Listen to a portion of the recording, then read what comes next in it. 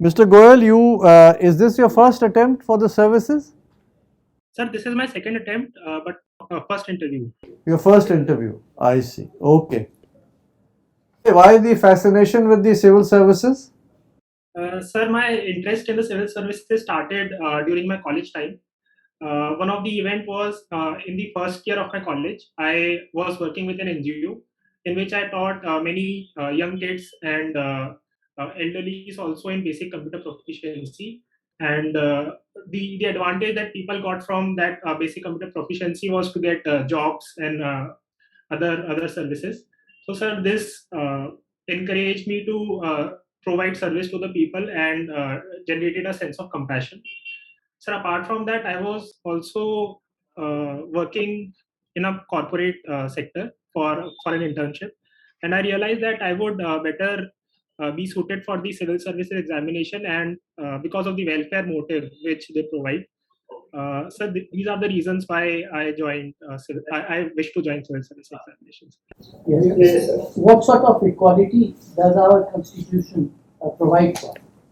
Sir, under Article 15, Article 16, the Constitution provides equality to all citizens, and there should be no discrimination on the basis of religion, race, caste, sex, or residence. Sir, with respect to public employment, also, Article 16 provides equality. Sir, Article 17 also bans untouchability, and sir, these are the few equality which Article Constitution of India provides, sir. You said there cannot be any discrimination on the ground of caste, religion. But how do you justify reservation in this backdrop? Sir, the Constitution of India is also provided under various articles such as Article 15.3, 15.4, 15.5, 15.6, similarly Article 16.3, 16.4, a sense of empowerment of socially and educationally backward classes in the country.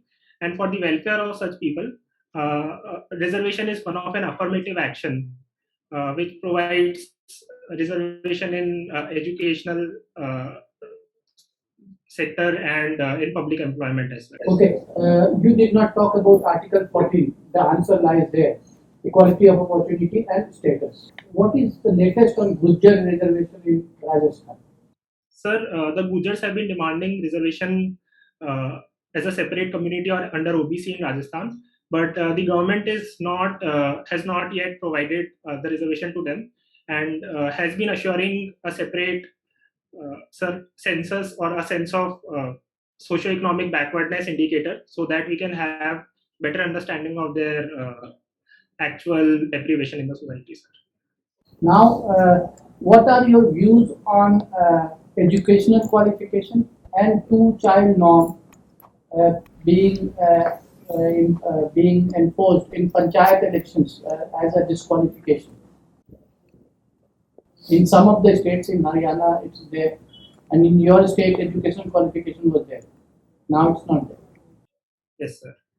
What are your? Can this be a means to check for reform? Sir, I'm not in complete favor of imposing educational qualification in Panchayati Raj institutions and other local bodies.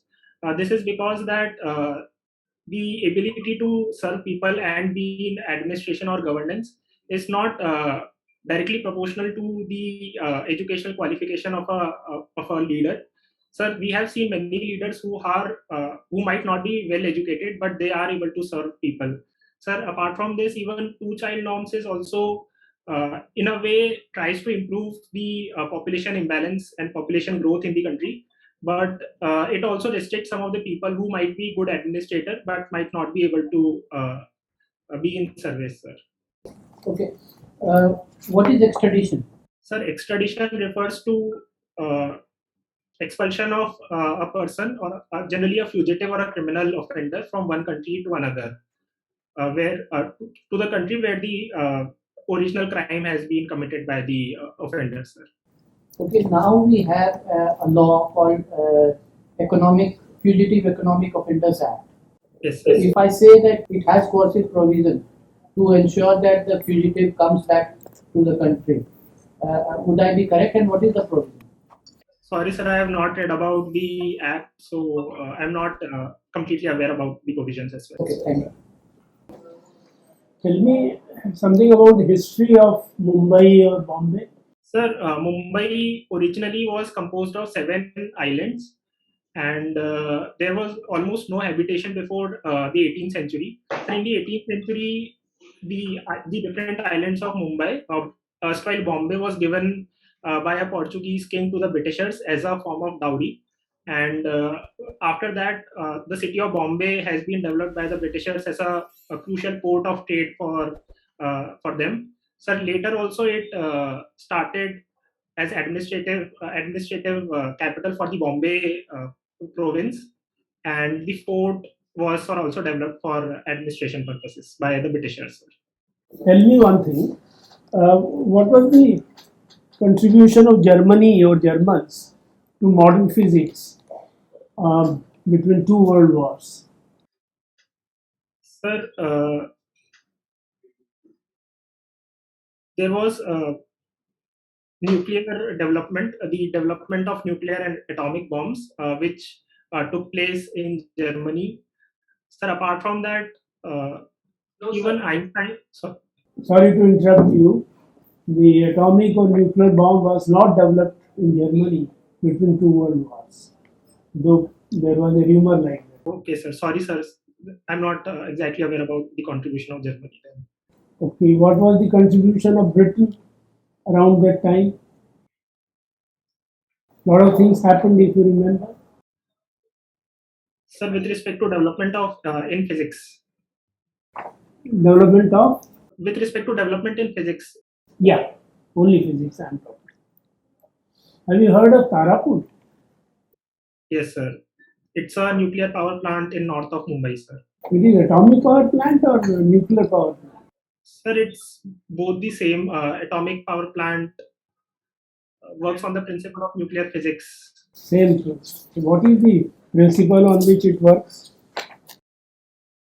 So the atomic power plant works on the principle of nuclear fission, in which the uranium 235 is subject to reaction with a neutron, and it divides into different elements such as barium, krypton, beta particles, and the energy is also released. How do you calculate the energy released during the fission? So the formula for calculation of energy is given by the Einstein's theory of relativity, which is E is equal to mc square. And if we plug in the values, we will get the ideal value of energy, but the actual energy released is lower than the formula, sir. Actual energy released is lower than what the formula says, and that is why the special theory of relativity comes into play. Yes, sir. You're not mixing two things. E is equal to mc square is one principle or the equivalence, and other is special theory of relativity. These are two things or the same thing. One day nice. Okay, don't bother. Okay, thank you.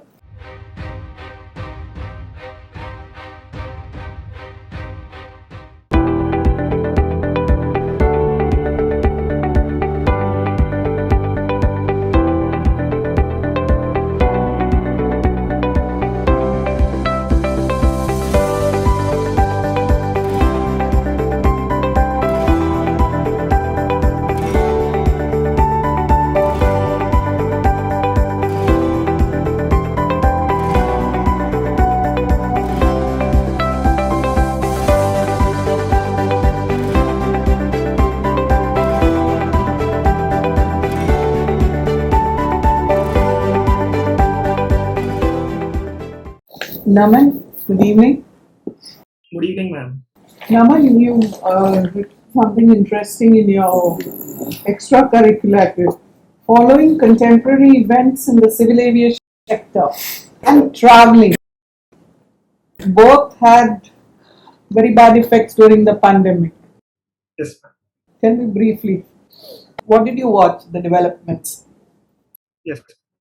Ma'am, during the pandemic, the civil aviation industry was the hardest struck globally, around $400 billion of revenues were lost by the aviation industry, and in India it was around $3 billion. The flow of passengers reduced around 50% in the domestic market in India, and around 80 to 85% in the international market in the financial year 2020 2021. There were many losses incurred by several airlines, such as the larger one, Indigo, Air India, SpiceJet, etc. Similarly, if you talk about the traveling as well, since it's a contact intensive industry and it employs more than 8% of the total workforce in India, the the effect of COVID-19 pandemic was also huge, because the hospitality sector, the transport, hotels, restaurants, boarding and lodging, all were equally impacted, and the the flow of tourists was also greatly reduced from around 100 crores domestic tourists annually in general to less than 20 crores during the peak during the financial year 2020-21, ma'am. During the pandemic, your traveling also was restricted? Uh, yes, ma'am. I could not travel much, but last year in February of 2021, I got to visit Bangalore and Wayanad district in Kerala. So that was amidst the pandemic, and it was a different experience altogether. Was it your first trip to Bangalore? Ma'am, to Bangalore, yes, but I had been to Madurai and different places in Tamil Nadu as well. Now tell me, what are global commons? Ma'am, global commons are natural resources which are not owned by any specific country or are not part of any specific territory, such as the Antarctica, the large open seas. These are some of the global commons which are not owned by any specific country. Okay, deep sea bed, etc. Yeah. What's India's policy? I mean, through the Arctic and the Antarctic, the polar legacy. You're aware of the treaties? With respect to Antarctic, we have a treaty with more than 50 countries in which we will set up research stations such as Bharti and Maitri in Antarctica for polar research, climatic research, and research on biodiversity, space, etc. Similarly, we also have research stations in Arctic, which are Himadri is one of them, and the recent Arctic policy by the government of India also focuses on uh, peaceful usage of resources in the Arctic and proper utilization of the transport routes through Arctic. When you look at the international scenario today, what are the major trends you see?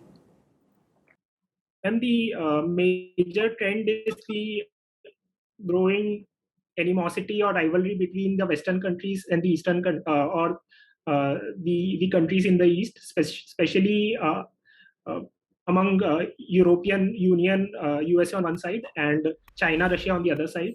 We also see that some of the organizations such as NATO or European Union, which might have not been so strong, are uniting again, and the role played by United Nations as a global organization is also dwindling and is not able to fulfill its roles and objectives, ma'am. And also, there are the empire ambitions of some, like Turkey, Iran, Russia, Yes, ma'am.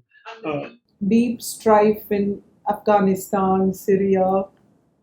Then also because of climate change, no, there is the geopolitics also has been affected. Yes, ma'am.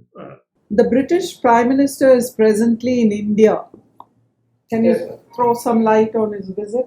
The British Prime Minister Boris Johnson is in India on a 2-day visit to India, and he'll be meeting various business leaders. And tomorrow he'll be meeting the Prime Minister, our Prime Minister. With respect to different cooperation between India and UK, there will be MOUs on trade and commerce. Different investments would also be signed by the UK government in UK and in India as well.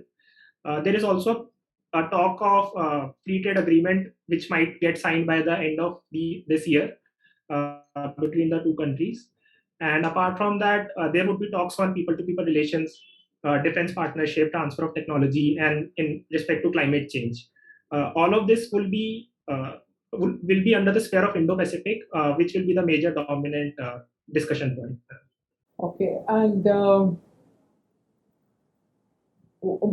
where is he now? I mean, he began his visit where? Ma'am, he began his visit in Ahmedabad and Gandhinagar. He was in Sabarmati Ashram in the morning. First British Prime Minister to visit Gujarat, right? Yes, ma'am. Yes. Thank you, Naman. Thank you. Yes, Naman as civil aviation observer. Yes. There's something that, there is something, are there any restrictions for Indians to fly to UK using the, EC carrier, through EC carriers? You see, are there any restrictions on Indians flying to UK as of now using the carriers of European community? Sir, recently there was a news that since UK has exited from European Union, so for usage of any European carrier for flying between India and UK, there would be a need of Schengen visa uh, for Indian passengers. Why so? Sir, since Europe being part of European Union, UK had the agreement of free passage of any passengers or even their citizens across EU. Now, since UK is not part of the European Union, so there would be a requirement of another visa, sir. And Boris Johnson and his finance minister were also in news for the wrong reason. What was that about? Sir, a few months ago, during the peak of COVID-19 in United Kingdom, there was a Partygate scandal in which the lockdown restrictions were supposedly violated by the Prime Minister of UK and the Parliament, and there was a party which was organized there. So, because of this reason, they were in sir with an issue in the general public, sir. For the finance minister, Mr. Sunak has some issues with tax agreements, but sir, I'm not very sure about the details. Tax was about his wife. Yes. Okay. Now, coming back to Mother Earth, Mother India, what is it that's been engaging the attention of Prashant Kishore now, couple of days? And who is he? Sir, Prashant Kishore is a political expert, and he has his own organization which is called CPAC. It is a consulting firm for political related advisory, and there are news that he's advising the Indian National Congress for the 2024 general elections in India, and there are also possibility that he might join the party, sir. What has been his advice in gist on this issue? Sorry, sir, I haven't read about his advice to the. Do read about it, but he says that at least he's assuring 370 to 380, seats would be theirs for the asking if they did what he said. And coming to UP, Ashish Mishra, who is he? And some judgment have come yesterday. Can you recall? Sir, Ashish Mishra is the son of the Minister of Minister of State in Home Ministry, and he was in news with respect to the Lakhimpur Kheri incident. Sir, yesterday the Supreme Court has cancelled the bail of Mr. Ashish Mishra, sir. On what grounds? Sorry, sir, I haven't read the judgment of the Supreme Court, sir. Well, they said that the aggrieved party had not been given an opportunity to be heard. Anyway, I'll stop it at that. Mr. Naman, Yes, sir. now you are aware of the hijab controversy? Yes, sir. The matter is pending in the Supreme Court. Yes, sir. But recently, a foreign terrorist organization had made certain comments about the hijab controversy. Can you tell me something about that? Sir, I'm not aware about the terrorist organization name, but some terrorist organization in Afghanistan has commented on the hijab controversy, sir. Yeah, Al Qaeda, the leader of the Al Qaeda has commented. It's not some organization. This is the group that was responsible for the bombings in the US, Yes, which brought down the World Trade Center. Okay. Now, two fellows, Abu Salim and Julian Assange, are also in the news. Why? Sir, with respect to Julian Assange, he was the founder and chairman of the WikiLeaks, and he has leaked some of the important confidential information with respect to Syrian war and Afghanistan war of the works of USA. So he has been, Yeah, carry on. sir, he has been under demand in USA, and he's currently residing in the United Kingdom. There have been efforts made by the US government to bring him back to USA, sir. US is trying for his extradition. Yes. Okay, yes. okay, good. Now, have you heard of the electoral bond scheme? The electoral bonds. Tell me something about it, and what is the controversy around it? So the electoral bond scheme was formulated as a mechanism to curb the usage of black money in the election funding.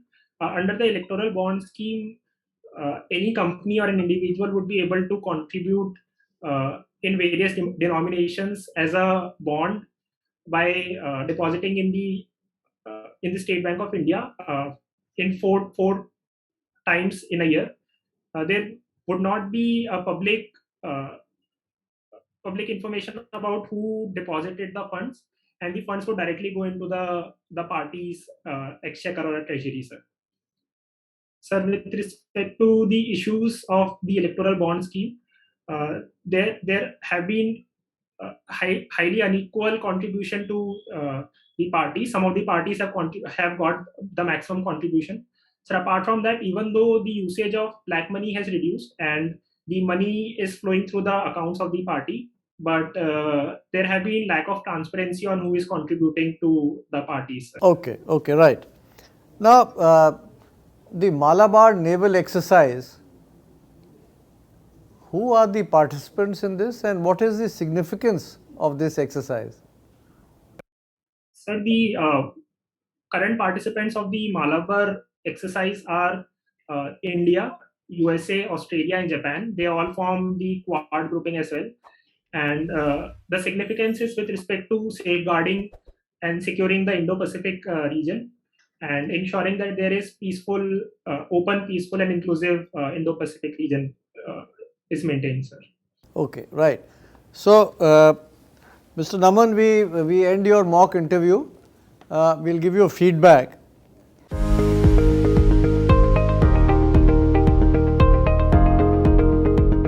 You've done very well. I mean, you speak very effectively. You know what is being asked in most of the cases.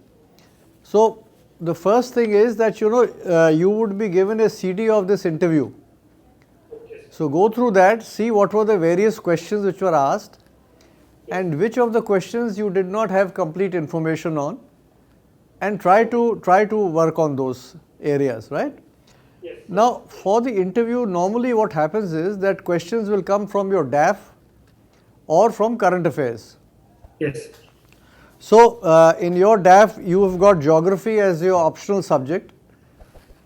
You belong to Jaipur, Rajasthan, and you've done your BTech in chemical engineering from IIT Bombay. So, all of these areas you can expect some kind of questions relating to these issues. And so far as your various interests are concerned, you have been associated with the NSS scheme. So, things like when was the scheme started, who started it, what are the objectives of NSS, what did you personally gain by this NSS. These are the areas in which some questions can come to you. And certainly your civil aviation sector following that and traveling, civil aviation sector you can expect a number of questions. And also the fact that Air India has recently gone over to the Tatas, what is your prognosis on that? Are they proceeding in the right direction or not? Why haven't they been able to get a full-time CEO? On traveling, you can be asked questions like, what are the areas in which you have traveled recently? What did you find of interest? Do you travel by air or by bus or by road or self-driven vehicle? These kind of things. So be prepared to respond to that. And the second major area is current affairs. So I would only suggest that you read the newspaper and follow news very regularly. Don't just confine yourself to the headings in the newspaper, go through the fine print also, so that you are fully aware of what is happening. Yes. Both internationally and also what is happening within the country. Okay? Yes. And you have a lot of time. Your interview is on the 12th of May. Yes. So you have time, but give your best, because as it is, you have a very good advantage. You have done well, it seems, and you come across very, very nicely. But the more information you have at your beck and call, the better your interview will go. Okay? Okay. Right. Wish you all the very best. All the best, Naman. Okay. All the best. Thank you, ma'am. Do well. Don't forget to like, share and subscribe to our channel and press the bell icon to never miss an update.